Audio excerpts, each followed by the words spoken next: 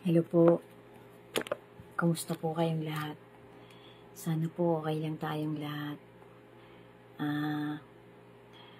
Thank you po sa lahat ng makakakita ng content ko na to.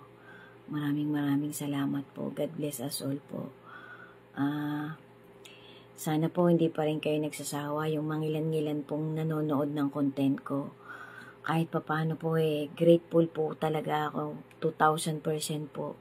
1,000,000% po. Grateful po ako sa lahat ng nakakakita ng content ko na kahit papaano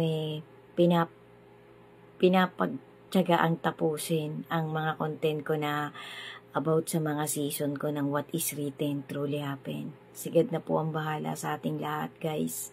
Maraming salamat po. Sana po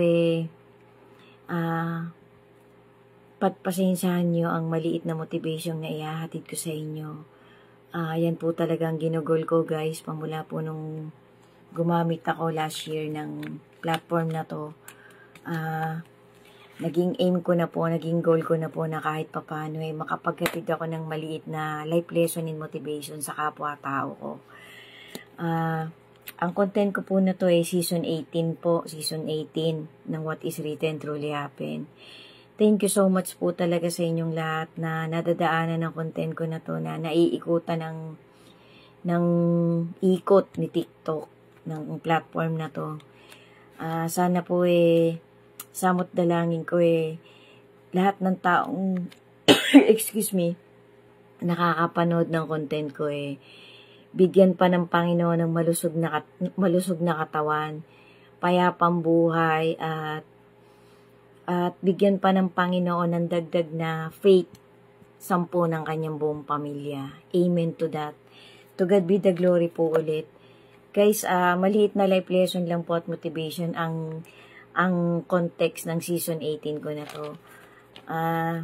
Marami naman po talaga tayong napapanood ng mga bali-balita globally. Buong mundo po, iba-iba po ang nangyayari. Kahit naman po nung unang-unang panahon pa, nung panahon pa po ng mga propeta, masama na po ang mga tao.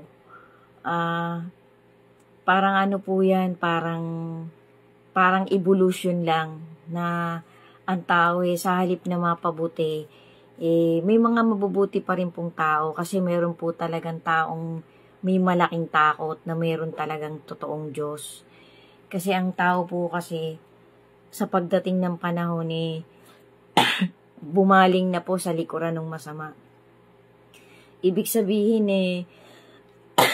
hindi po sila naniniwala. Marami pong, ito po'y tapat at totoo na marami po talagang tao na hindi talaga naniniwalang may totoong manlilikha.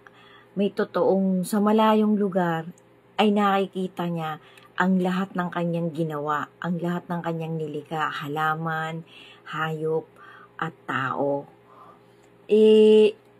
Dahil nga po sa pagkakaligaw ng paniniwala, maraming human beings ang mas pinaniwalaan nila yung mga literal na bagay na nakikita nila. Yung iba nga po sumasamba sa bato, sa mga kuweba, sa mga puno.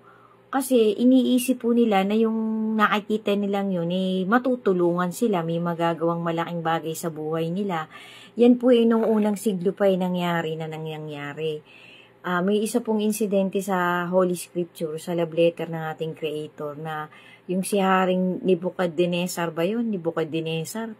Ang hirap pong i-pronounce ng pangalan ng hari na yun na siya rin po ang pinaglingkuran ni Daniel at saka nung ibang mga kasama ni Daniel. Di po ba gumawa siya ng rebulto niya na parang malaking bato na parang gawa yata sa silver yun o sa tanso. Nasa Old Testament po yan Ewan ko po kung saan banda yan. Kung kay Daniel yan o kung saang part ng Old Testament yan. Nadaanan lang din po yan ng mata ko tapos napanood ko din po yan sa isang dokumentary Bali itong haring to, pinag-utos niya po na lahat ng tao ng bansang sinasakupan niya, pinaghaharian niya, ay kailangan isasamba dun sa kanyang ribulto na yun. Nangyari po, nung sumamba po yung mga tao kasi natakot po sila dahil ipapapatay po ng hari kapag nakita nilang hindi ka sumamba, pati ang buong pamilya mo. may mangilan-ngilan pong hindi sumamba, yung parang mga talagang meron silang pinaniniwala ang Diyos na hindi nila nakikita, na naitawid po ng pamilya nila sa kanila, ng mga ninuno nila. Mga kaibigan nga po yun ni Daniel. So yung, ewan ko kung 3 po yun o 4 na ang ginawa po nung haring to, ipinasunog niya. Dinala niya po dun sa pugo, na malaking-malaking pugo na kasyang tao. Nung pinasusunog na po niya, nagdasal po yung mga lalaking to na para din po silang pwedeng ituring na mga propeta eh. Kasi kaibigan po sila ni Daniel. So, sinabi po ni Daniel sa haring to, si Nebuchadnezzar yata, Nebuchadnezzar. Basta yun po yun, may disar sa dulo. Pasensya na po kayo, ang hirap i-pronounce ng pangalan ng haring yun eh. Sinabi po ni Daniel na dapat hindi nyo po gawin yan, mahal na hari, kasi wala po tayong karapatan na kumuha ng buhay ng isang tao. Yun lang pong kinikilala kong Diyos ang dapat gumawa niyan. Hindi po pinakinggan ng haring tong sinabi sa kanya nung kanyang advisor. Kasi advisor niya po si Daniel eh.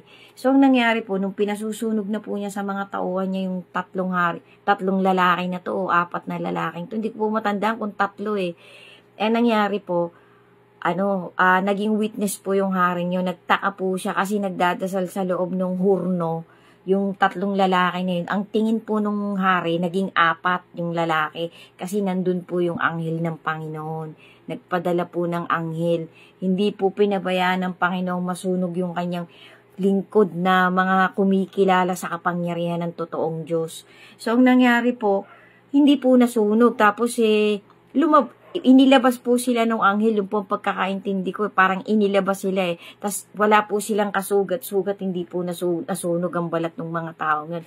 Tapos nung iginanon po nung hari yung kamay niya, kitang-kita niya na hindi talaga dinadapuan ng apoy yung balat ng 3 lalaki niya. Tapos may isa pang lalaking nakatayo sa kanila, parang umuusok, parang tinatakpan sila. Ang nangyari po, yung hari, parang hindi siya makapaniwala, ipinasok niya po yung kamay niya dun sa apoy, nasunog po yung kamay niya. So, natakot po yung hari. Parang nagbago siya ng mindset niya. Parang sinabi niyang, totoong Diyos ang sinasamba niyo. Pamula ngayon, parang ang pagkakaintindi ko po, pamula ngayon, dapat sambahin na din nating lahat ang Diyos na kinikilala nyo. Parang ganun pong pagkakaintindi ko sa takbo nung verses na yun sa Holy Scripture. Check nyo na lang po, nasa Old Testament po yan. Marami pong mga dokumentaryong gumawa niyan. Kasama din po yan dun sa The Story of the Holy Bible, yung mga pinalalabas po kapag All Saints Day. So guys, po yan? Kaya ko yan po itinawid kasi may mga bali-balita pong nangyayari. Ang pinakamainit pong balitang napanood ko lately, ito pong nangyari sa Mexico. Kasi karamihan po sa Mexico, mga antichrist, mga atheist, mga hindi talaga naniniwalang may Diyos. So may nangyari pong dilubyo sa kanila. Parang inunos po sila ng hailstorm, yung malalaking yelo na parang kala mo bato na. So marami pong napinsala, marami din siguro silang mga nasirang mga infrastructure dahil po sa matagal na buhos ng yelong yelong ulan. So sabi po dun sa documentary, parang daw po yun, parang nagparamdam ang Panginoon, which is facts po yun, nagparamdam po talaga ang Panginoon. Ito nga lang po, lately nga po, nagkaroon ng malakas na lindol, inaramdaman po halos buong Pilipinas nakaramdam po ng 6.3 magnitude eh. Isa po kami sa nakaramdam noon. Nakakatakot po guys kasi talagang ang Panginoon po kumikilos in a mysterious ways. Kung marami pa rin po sa atin na parang walang kaabog-abog, hindi talaga nag-aalala dapat po panahon na po talaga para po lahat tayo talagang mag-prepared na. Kasi hindi na po talaga magtatagal guys. Ito naman po totoo. Alam na po natin lahat yan. Matured na po tayong lahat. Ultimong bata po ngayon, 5 years old, 7 years old, napaka-matured na po ng isip Sundan nyo pa po guys. Sana po kahit papano tapusin nyo po, itry nyo pong tapusin ang content ko na to from part 1 po ito ng season 18 WWTH. To God be the glory po. God bless us all po. Sana po lahat tayo dagdagan pa ng Panginoon ang faith ng bawat isa sa atin. God bless us all po at mag-ingat po sana tayong lahat. Amen. Thank you po for watching.